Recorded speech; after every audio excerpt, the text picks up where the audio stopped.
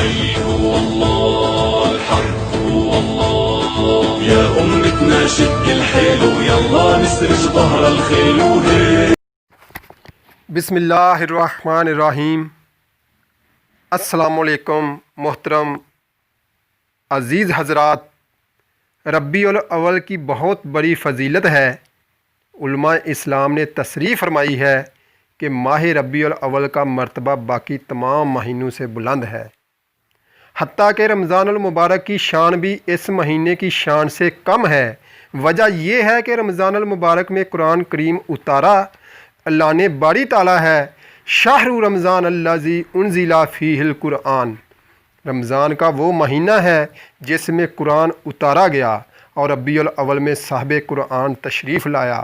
اس میں قرآن آیا تو اس میں قرآن والا تشریف لایا۔ ہماری حقیقی عید تو اسی ماہ مبارک میں ہے، کیونکہ اس میں اللہ تعالیٰ نے اپنا پیارا محبوب صلی اللہ علیہ وآلہ وسلم ہمیں عطا فرمایا۔ اگر وہ محبوب تشریف نہ لاتے تو رمضان، قرآن، ایمان، غرض یہ کہ کوئی چیز بھی ہمیں نہ ملتی، یہ سب انہی کا صدقہ ہے۔ بلکہ اگر وہ پیدا نہ کیے جاتے تو ہم کیا کائنات کا کوئی ذرا بھی معرض وجود میں نہ آتا۔ حضرت عبداللہ بن عباس رضی اللہ تعالی عنہما فرماتے ہیں کہ جب حضرت موسیٰ علیہ السلام کو کوہ طور پر نوازا گیا تو انہوں نے اللہ تعالیٰ کی بارگاہ میں عرض کیا، الہی تو نے مجھے ایسی نعمت سے سرفراز فرمایا ہے کہ مجھ سے پہلے کسی کو ایسا مقام عطا نہیں ہوا۔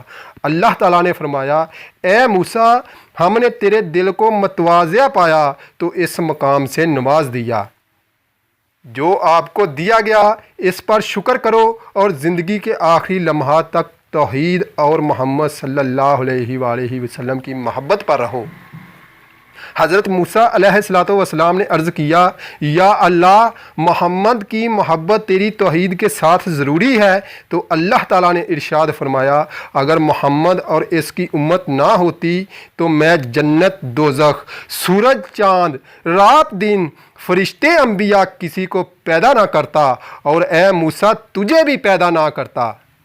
حدیث قدسی ہے، اللہ تعالیٰ فرماتا ہے، اگر آپ نہ ہوتے تو میں اپنی ربوبیت کو بھی ظاہر نہ کرتا۔ آپ غور فرمائیں کہ اللہ تعالیٰ نے اپنے خاص فضل و کرم سے ہمیں اپنا پیارا محبوب عطا فرمایا ہے۔ اللہ تعالیٰ نے بے پناہ نعمتیں عطا فرمائی ہیں۔ ہم اپنے جسم کو ہی دیکھیں، آنکھ، کان، بازو، پاؤں وغیرہ وغیرہ ایسی نعمتیں ہیں کہ ساری کائنات ان کی قیمت نہیں بن سکتی۔ اللہ تعالیٰ نے ہمیں یہ نعمتیں مفت عطا فرمائی ہیں، اس کی نعمتوں کا شمار نہیں ہو سکتا۔ قرآن کریم کا ارشاد ہے، اگر تم اللہ تعالیٰ کی نعمتیں شمار کرنا چاہو تو شمار نہیں کر سکتے۔ اور پھر کمال یہ ہے کہ اللہ تعالیٰ نے کسی نعمت پر یہ نہیں فرمایا کہ اے انسان، میں نے تجھے یہ نعمت دے کر تجھ پر بڑا احسان کیا ہے، یعنی نعمتیں تو دی ہیں مگر احسان نہیں جتلایا۔ اور جب کائنات میں اپنا پیارا حبیب صلی اللہ علیہ وآلہ وسلم بھیجا تو ارشاد فرمایا، لَقَدْ مَنَ اللَّهُ عَلَى الْمُؤْمِنِينَ إِذْ بَعَثَ فِيهِمْ رَسُولًا۔ اللہ نے مومنین پر بڑا احسان کیا ہے کہ ان میں بڑی عظمت والا رسول بھیجا ہے۔ معلوم ہوا یہ وہ نعمت عظمیٰ ہے جس پر اللہ تعالیٰ نے احسان جتلایا ہے۔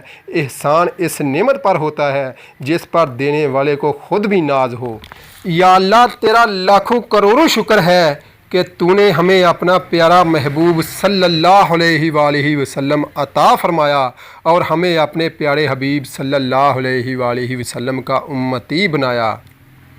اللہ نے کرم کمایا ہے، اللہ نے کرم کمایا ہے، اپنے محبوب کا ہم کو امتی بنایا ہے۔